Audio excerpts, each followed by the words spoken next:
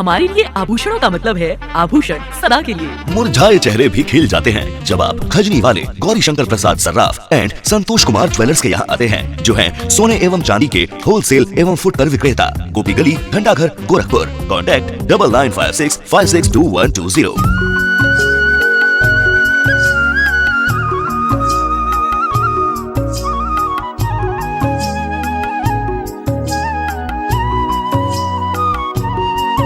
हाँ, तो इस प्रकार। और इसकी जो तेल की लीटर कितने रुपए लीटर जो आप अभी पूछे, जैसे लाभ की बात, तो बता दें कि 1200 रुपए लीटर लेमन ग्रास का तेल मार्केट में आराम से बिक सकता है। वाह, 1200 रुपए लीटर। अब आप सोचिए कि अगर एक साल में अगर 150 लीटर हमारा तेल अगर तैयार हो जाता है। नमस्कार, आप इस समय देख रहे हैं लाउड स्पीकर 90 FM और सुन भी रहे हैं लाउड स्पीकर 90 FM। आज हमारे स्टूडियो में उपस्थित हैं कृषि विशेषज्ञ अतुल कुमार यादव जी। आज बहुत ही यूनिक टॉपिक है, हम लोग बात करेंगे लेमन ग्रास पे, नींबू घास पे। इसके उत्पादन के क्या फ़ायदे हैं, इसकी कैसे फसल को बोते हैं, इस पे चर्चा करेंगे। अतुल सर, हमारे स्टूडियो में आपका बहुत बहुत स्वागत है। नमस्कार, बहुत बहुत धन्यवाद आपको। अतुल सर, लेमन ग्रास आज के समय में बहुत इसका नाम चल रहा है, नींबू घास अगर कह लिया जाए तो, इसके बारे में थोड़ा हमारे व्यूअर और लिसनर को बताइए। नींबू घास जिसका वानस्पतिक नाम सिम्बोफोगॉन फ्लेक्सियोसिस है और ये पोएसी कुल का पौधा है। इसके बारे में हम बता दें कि अभी तक इसकी खेती के बारे में बहुत ही कम लोग जानते थे, लेकिन जैसे अभी हमारे यहाँ क्या है कि पूर्वांचल में पिपरमिंट की खेती बहुत तेज़ी से उभरी और अभी भी हो रहा है। तो उसी तरह जागरूक होकर हमें लेमन ग्रास की खेती, ये भी औषधि एवं संगंध पौधों में आती है, इसकी भी खेती करके किसान भाई अधिक से अधिक मुनाफा कमा सकते हैं और जो पुरानी परंपरागत खेती है उसको छोड़कर इसको अपना सकते हैं। और इस लेमन ग्रास जो है, इसकी खेती करने के लिए सबसे बेनिफिट जो है, मतलब फ़ायदेमंद चीज़ ये है कि इसमें सिंचाई की बहुत ही कम आवश्यकता पड़ती है और भूमि जो एकदम अउर्वर भूमि है, जहाँ पे धान गेहूँ या कोई भी फसल ना होती हो, वहाँ पर भी इसको उगाया जा सकता है। इसके बारे में हमें पूरा डिटेल में बताइए कि इस फसल को उगाते कैसे हैं और क्या इसकी प्रक्रिया होती है। देखिए, उगाने की प्रक्रिया क्या है कि सबसे पहले इसको उगाने के लिए इसकी रुपाई करते हैं। जैसे बेहन गिरा के इसकी रुपाई करेंगे, या दूसरा मेथड है स्लिप्स के मेथड्स, स्लिप लगा के। स्लिप की मेथड जो होती है, स्लिप्स के द्वारा हम इसकी रुपाई करते हैं। हमारे यहाँ जिस प्रकार की खेती होती है, अगर किसान बंधु चाहे तो पूरे खेत में अगर लगा सकते हैं, या फिर अगर वो चाहते हैं तो किसी बागीचे में किनारे हैजिंग के रूप में, बाड़बंदी जो कहते हैं, कि किनारे किनारे लगा सकते हैं। और इसको लगाने के बाद जो कि मोटा हम बता दें कि सबसे पहले किसानों के अंदर ये भावना आएगी कि लेमन ग्रास है क्या चीज़, लगाने के बाद फ़ायदा क्या होगा हमको। तो सबसे पहले हम बता दें कि लेमन ग्रास जो है मिंट की तरह, पिपरमिंट की तरह सेम प्रक्रिया इसकी भी है। अच्छा। लेमन ग्रास को जैसे पिपरमिंट का तेल निकाला जाता है, सेम उसी तरीके से इसका भी तेल निकाला जाता है। मिंट में, पिपरमिंट में जो जैसे तेल निकाल के हम जैसे बेचते हैं, सेम प्रोसेस इसमें भी है। क्या होता है कि पहले हमारे भारत में इसकी इंपोर्ट होती थी, लेकिन अब हमारे वैज्ञानिकों ने, सीमैप ने, central institute of medicinal and aromatic plant जो लखनऊ में है, इसने जागरूक होकर आगे आया और लेमन ग्रास पे कई सारे स्टेट्स में, कई सारे प्रदेश में इसको आगे आकर इसकी खेती करवा रहे हैं। और इसकी जो बाहर से हम लोग इसको इंपोर्ट कर रहे थे, उसको बंद करके अपने भारत में खुद हम उसको उत्पादित कर रहे हैं। अच्छा, कि इसका जो उत्पादन होता है, इसका जो फल निकलता है, इसके क्या बेनिफिट है? हाँ, ये सवाल बढ़िया है। हम आपको बता दें कि लेमन ग्रास में कोई फल नहीं निकलता है। ये पोएसी जो है, ये घास कुल का पौधा है। अच्छा। ये जैसे आप लगाएंगे तो गन्ने की फसल जैसी होती है, झाड़ टाइप का होगा। अधिकतम इसकी 1.5 मीटर तक ऊंचाई होती है। अच्छा। और इसके जो पत्ते होते हैं, ये पत्ते 90 दिन में तैयार हो जाते हैं। 90 दिन में इनकी कटाई की जा सकती है। 90 दिनों बाद इनकी कटाई करके इसको जैसे पिपरमिंट की टंकी में हम डाल के पिपरमिंट की तेल निकालते हैं, इसमें डालेंगे और सेम प्रक्रिया वही है जैसे पिपरमिंट से हम तेल निकालते हैं, वैसे 3 घंटे में इसकी उसी मेथड से हम इसका तेल निकाल लेते हैं। अच्छा। रही बात पिपरमिंट में और इसमें फ़र्क की बात तो लेमन ग्रास में सिट्रॉल नामक एक रसायन पाया जाता है जो कि इत्र बनाने के लिए और भी औषधि कई सारी दवाएं बनाने में बहुत ही उपयोगी होती हैं।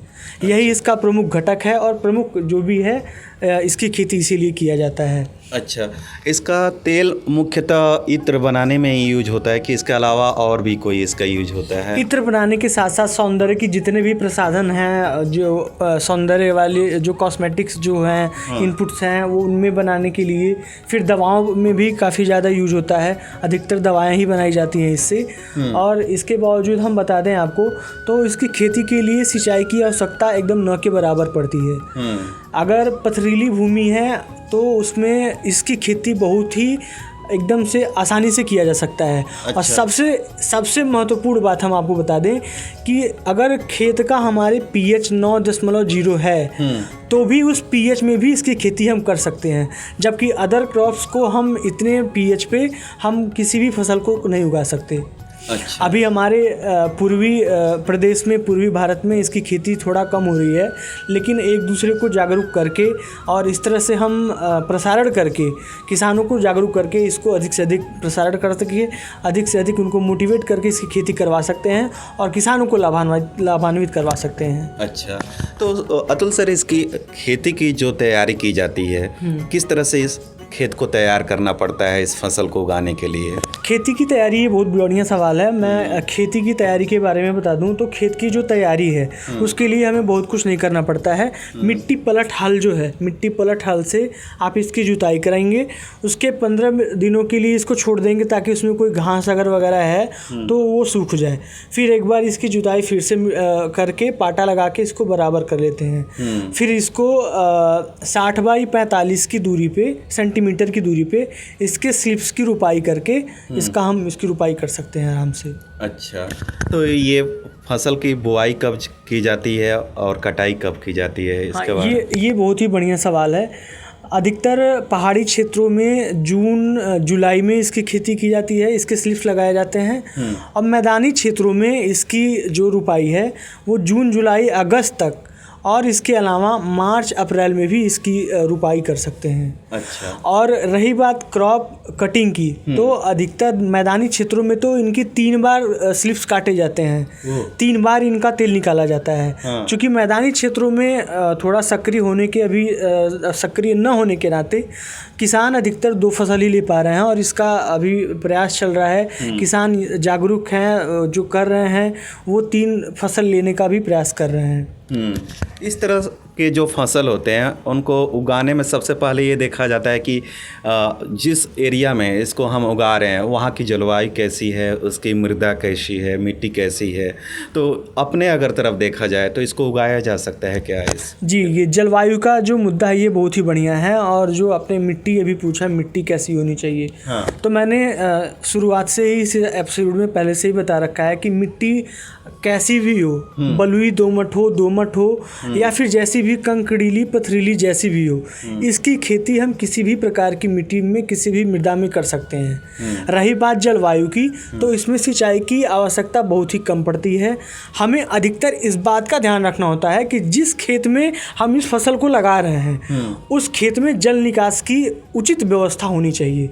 अगर जल निकास की व्यवस्था न रहे, अगर इसमें जल भराव हो, तो ये जो फसल है हमारा पूरी तरह से बर्बाद हो जाएगा और ये घाटा हो जाएगा किसानों के लिए। अच्छा, जलवायु कहाँ तक इस फसल को उगाने में कारक होता है?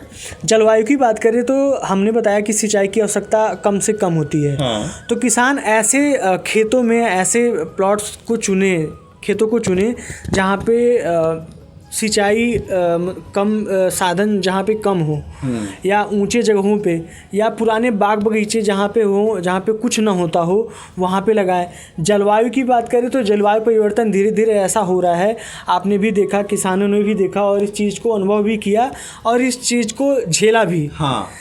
और जलवायु जो परिवर्तन है, वैज्ञानिकों का ऐसा कहना है कि ग्लेशियर के पिघलने से बहुत ही आगे पीछे चल रहा है।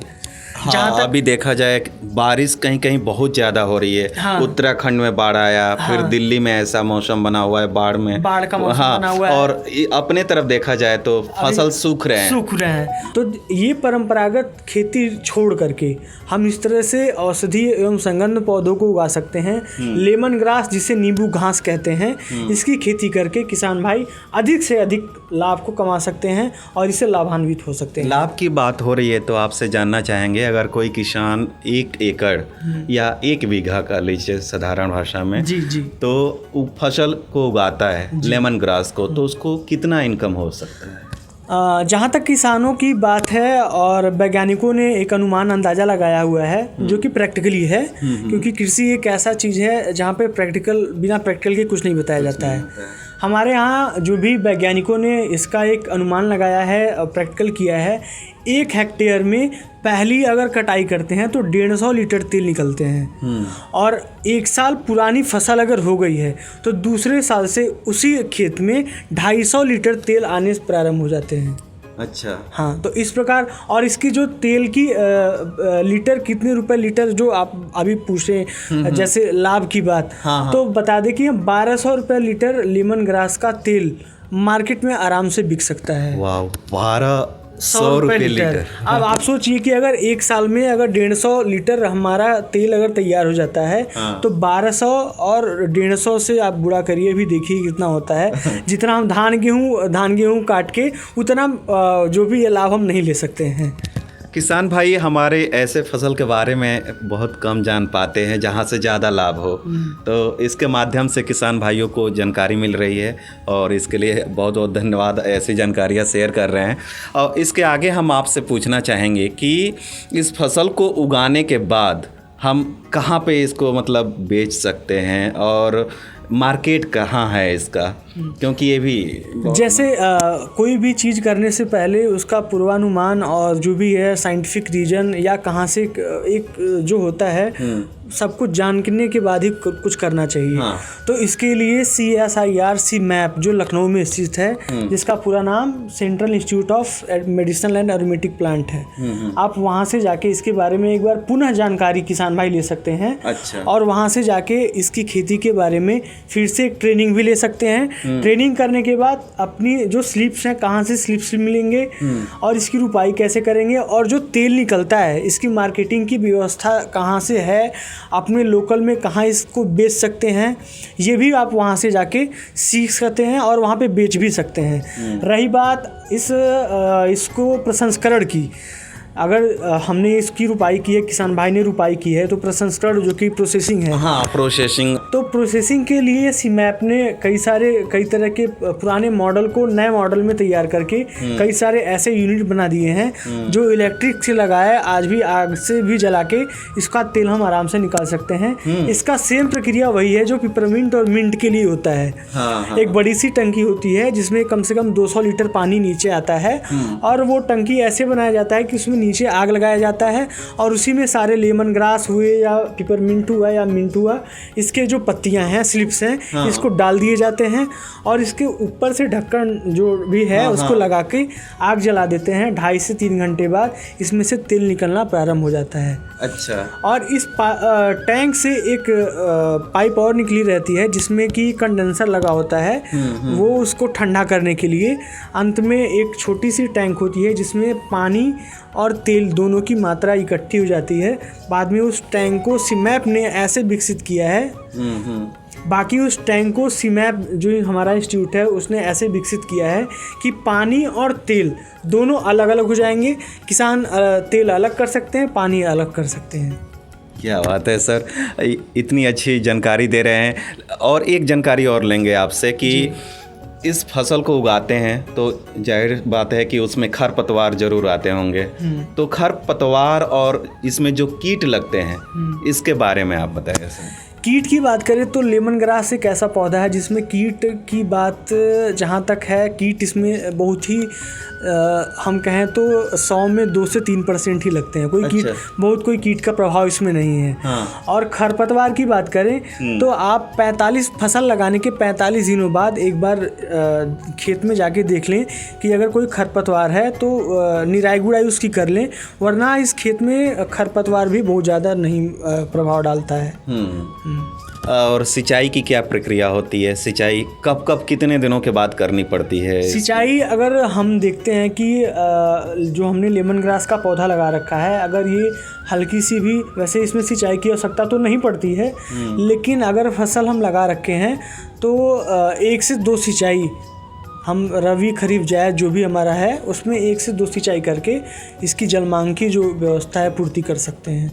अच्छा, अतुल सर, हमारे स्टूडियो में आने के लिए और इतनी महत्वपूर्ण जानकारी देने के लिए आपका बहुत बहुत धन्यवाद। आपको भी बहुत बहुत धन्यवाद। और सभी किसान भाइयों से अनुरोध है, और जो भी संतुलित साथी हैं, पढ़ने वाले जो छात्र हैं, उनसे अनुरोध है कि जो भी पारंपरिक ये खेती चली आ रही है, थोड़ा सा हटके इसको करने का और सीखने का प्रयास किया जाए। बहुत बड़ी मात्रा में नहीं तो छोटी मात्रा में ही, क्योंकि जो लेमन ग्रास का पौधा है, अगर आप घर में अगर एक गमले में या 2 गमले में लगाएं अगर इसे, तो आप देखेंगे कि इसकी जो खुशबू है वो पूरे घर में ऐसी रहेगी कि जैसे लगेगा कि आपने किसी इत्र का छिड़काव कर रखा है।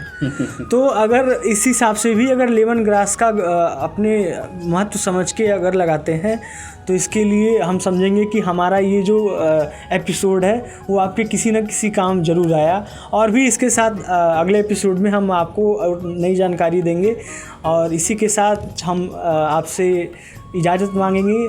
तब तक के लिए नमस्कार, धन्यवाद। बिल्कुल सर, आपने इतनी अच्छी जानकारी दी कि इस पौधे को लगाने से हमारा घर महकता रहेगा। और जो भी हमारे व्यूअर और लिसनर देख रहे हैं वो कमेंट करके ज़रूर बताएंगे कि आप इस एपिसोड को देखने के बाद आपने पौधा लगाया। और अगर कोई भी सहायता चाहिए तो इस प्लेटफॉर्म के द्वारा आप हमें कांटेक्ट करके अतुल सर से संपर्क कर सकते हैं। तो ये थे हमारे स्टूडियो में आज अतुल कुमार यादव जी, जो कृषि विशेषज्ञ हैं। लेमन ग्रास के बारे में आपको जानकारी दी, यानी नींबू घास के बारे में। आप भी इस फसल को, इस वीडियो को देखने के बाद आपको काफ़ी जानकारी मिल गई होगी। आप इस फसल को उगा करके काफ़ी लाभ कमा सकते हैं। ऐसे ही किसी और श्रृंखला में आपसे फिर मुलाकात होगी। तब तक देखते रहिए, सुनते रहिए अपना लाउड स्पीकर 90 FM। बजाओ बजाओ जरा झूम के बजाओ। होटल विवेक, घर से दूर घर जैसा वातावरण। अपने उत्सव के पल को बनाइए खूबसूरत, टेंशन फ्री और यादगार होटल विवेक के साथ। पार्टी आपकी, व्यवस्था हमारी। शादी, तिलक, सगाई, रिसेप्शन, बर्थडे पार्टी व मीटिंग के लिए संपर्क करें। Hotel Vivek, bank road, Gorakhpur. Contact number 9450478832।